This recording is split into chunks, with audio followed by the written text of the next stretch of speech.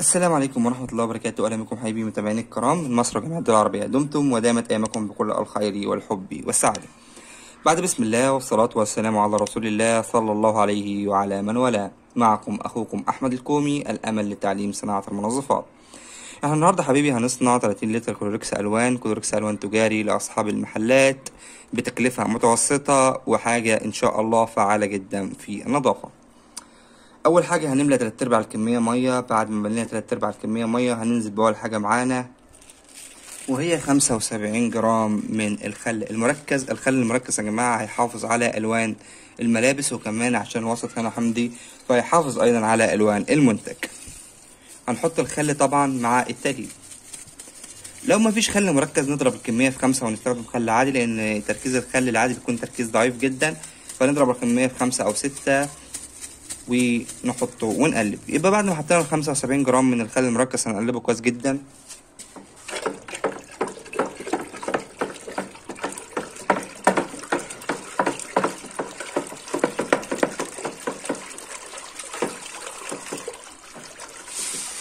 وبعد ما دوبنا الخل معانا هننزل وراه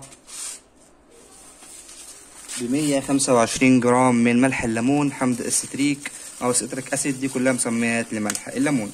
هننزل بال125 جرام اللي هو تمن من ملح الليمون ونقلبه كويس جدا. طبعا الملح هيدوب معانا بكل سهوله، ملح الليمون.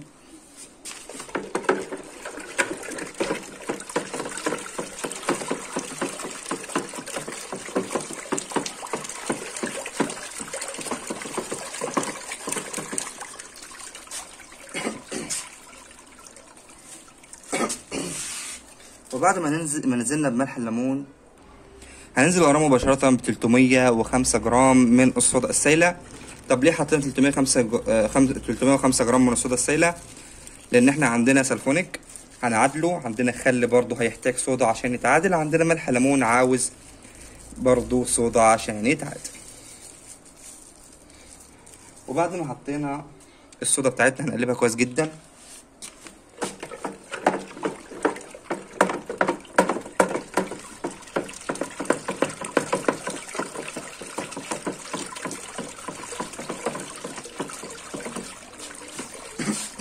وبعد ما قلبنا الصودا هننزل وراها بالسلفونيك بتاعنا. معانا بالظبط نص كيلو من حمض السلفونيك الشفاف، وهننزل بيه مع التقليب.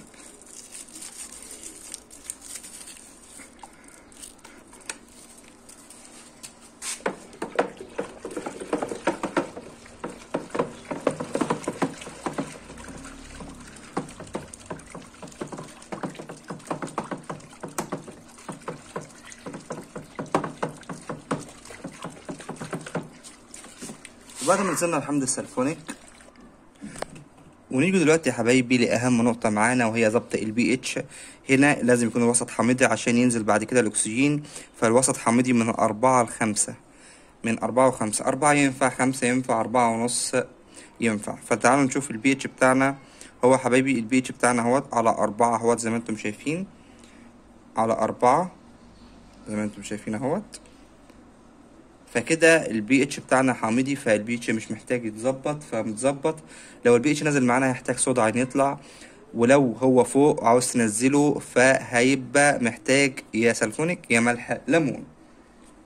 موضوع سهل، الموضوع بسيط. بعد ما ظبطنا البي اتش هننزل بيه نص كيلو من الاكسجين، واسمه العلمي هيدروجين بروكسيد. ماء الاكسجين يا جماعه ده ماء اكسجين تركيز 50%، فما نجيبش تركيز اقل من كده، عشان التركيز 50% ده هيكون ممتاز جدا في النظافة. طبعا هنضيفه مع التقليب. نخلي بالنا ما يلمس الايد، لانه هيأثر بالسلب على الايد، هيعمل طبقة بيضاء على الايد هتروح بعد فترة، ولكن نخلي بالنا ونكون حذرين منلمسهوش بايدينا. بعد ما حطينا الاكسجين هنقلبه كويس جدا.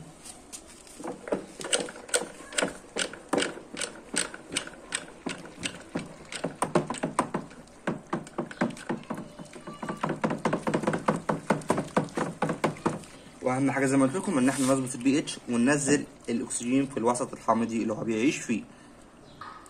دلوقتي يا حبيبي هننزل بربع كيلو من التكسابون.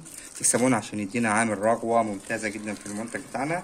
طبعا هننزل بيه مباشرة على المنتج، لأن المنتج سايل مش محتاج إن احنا ندوبه بره، هندوبه في المنتج مباشرة. طبعا كل ما كان المية كتير فهيدوب معانا بكل سهولة، فهنا أفضل حاجة إن احنا ندوبه في المنتج. نفضل الكمية كلها ونقلبه كويس جدا.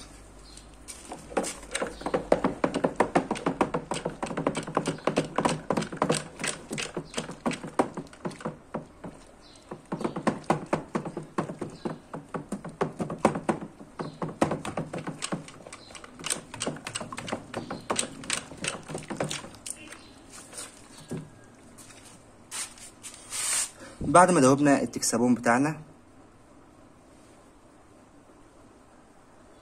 دلوقتي هنكمل ميتنا للاخر حبايبي، وهنسيب بس حوالي نص كيلو ولا حاجه نقلب فيه اللون والماده الحافظه بس. وطبعا هنقلب كويس جدا الميه اللي احنا حطيناها، نجمل الموضوع كله في بعض. وبعد حبايبي ما كملنا ميتنا للاخر دلوقتي هنستنى لما الرغوه تهدى شويه عشان نقدر نعمل المنتج. وقبل ما الرغوه تهدى ممكن نحط اللون بتاعنا عادي جدا. هنحط اللون، انا هستخدم هنا لون احمر حبايبي.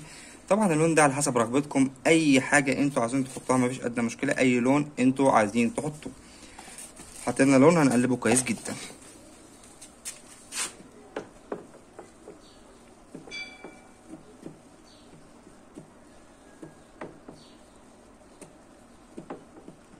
طبعا اللون الدرجه اللي انتوا عايزين تخففوا وتزودوا اللون مفيش ادنى مشكله. بعد ما حطينا اللون بتاعنا دلوقتي يا حبيبي هنحط 50 جرام من الماده الحافظه. طبعا هنا لازم ماده حافظه تستحمل الوسط الحمضي، ما ينفعش فورمالين. هنحط مثلا برماتول، بيكرول، اي ماده حافظه، بنزوات الصوديوم مثلا، اي ماده حافظه تنفع في الوسط الحمضي. طبعا هنحط 50 جرام مع التقليب الجيد.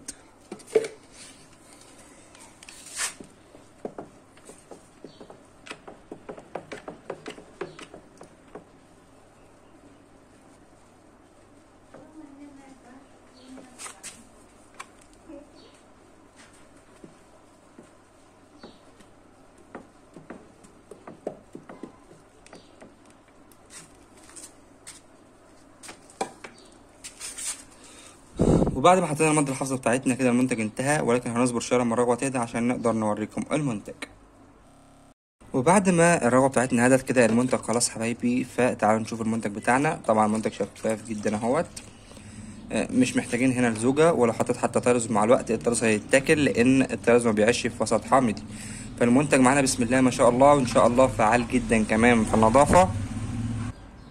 وفي النهاية يا حبايبي لو عجبك الفيديو اعمل اعجاب الفيديو واشتراك بالقناة وفعل الجرس حتى يصلك كل ما هو جديد من اخوك احمد الكومي. واهم حاجة دعوة حلوة من القلب، لان احنا بنعمل ده كله علشان صالح دعائكم، فما تنسوناش من صالح دعائكم.